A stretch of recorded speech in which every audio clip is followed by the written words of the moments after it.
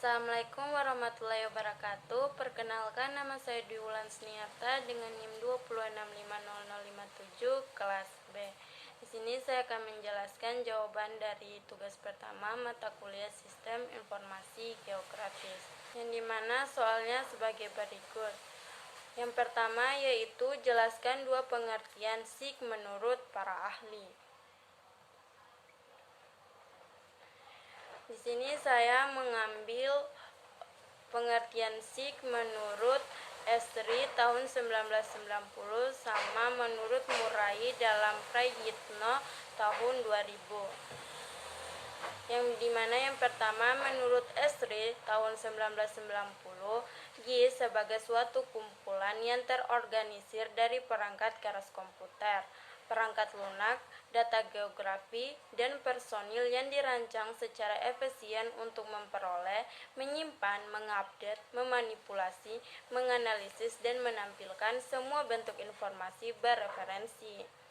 Kemudian yang kedua menurut Murai dalam Proyitio tahun 2000, yang dimana sistem informasi yang digunakan untuk memasukkan, menyimpan, memanggil kembali, mengelola, menganalisis, dan menghasilkan data bereferensi geografis atau data geospasial untuk mendukung pengambilan keputusan dalam perencanaan dan pengolahan penggunaan lahan, sumber daya alam, lingkungan, transportasi, fasilitas kota, dan pelayanan umum lainnya. Kemudian nomor 2 yaitu komponen SIG terdiri dari software, hardware, data, manusia. Jelaskan. Baik, saya akan menjelaskan komponen SIG. Yang pertama yaitu software. Software atau perangkat lunak digunakan untuk melakukan proses penyimpanan, menganalisis, memvisualkan data-data baik data spasial maupun non-spasial.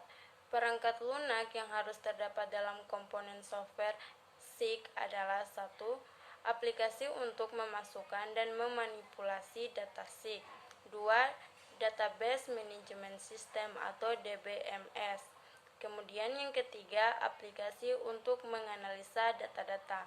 Kemudian yang terakhir yaitu aplikasi untuk menampilkan data dan hasil analisa.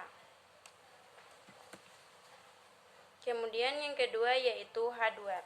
Hardware atau perangkat keras SIG adalah perangkat-perangkat fisik yang merupakan bagian dari sistem komputer yang mendukung analisis geografi dan pemetaan. Hardware berdasarkan prosesnya terdiri dari yang pertama yaitu input data yang terdiri mouse, digitizer, scanner, dan keyboard. Kemudian yang kedua yaitu olah data yang terdiri dari hard disk, prosesor, RAM, dan VGA card. Kemudian yang ketiga yaitu output data yang terdiri dari plotter, printer, scanner, atau monitor. Kemudian yang ketiga yaitu data. Data adalah representasi fakta di dunia nyata. Data dalam SIG terdiri atas dua jenis, yaitu yang pertama data spasial. Data spasial adalah gambaran nyata suatu wilayah yang terdapat di permukaan bumi. Umumnya direpresentasikan berupa grafik, peta, gambar dengan format digital dan disimpan dalam bentuk koordinat X, Y, atau vektor, atau dalam bentuk image raster yang memiliki nilai tertentu. Kemudian yang kedua yaitu data non-spasial atau atribut. Data non-spasial adalah data berbentuk tabel di mana tabel tersebut berisi informasi-informasi yang dimiliki oleh objek dalam data spasial. Data tersebut berbentuk data tabular yang saling terintegrasi dengan data spasial yang ada. Kemudian yang keempat yaitu manusia. Manusia merupakan inti elemen dari SIG karena manusia adalah perencana dan pengguna dari SIG. Kemudian yang kelima yaitu metode adalah kumpulan-kumpulan dari teknik yang dapat digunakan untuk melakukan pengolahan data SIG. Kemudian yang ketiga yaitu saya akan menjelaskan dengan singkat apa yang dimaksud dengan metode layers.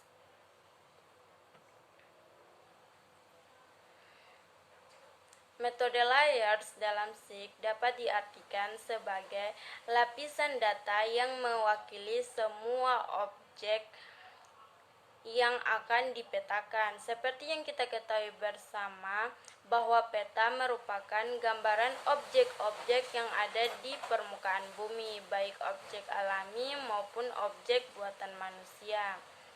Untuk mempermudah dalam penyajiannya, setiap objek tersebut dipilah-pilah menjadi layar-layar yang berbeda, di mana setiap layar hanya berisi satu jenis objek yang homogen saja.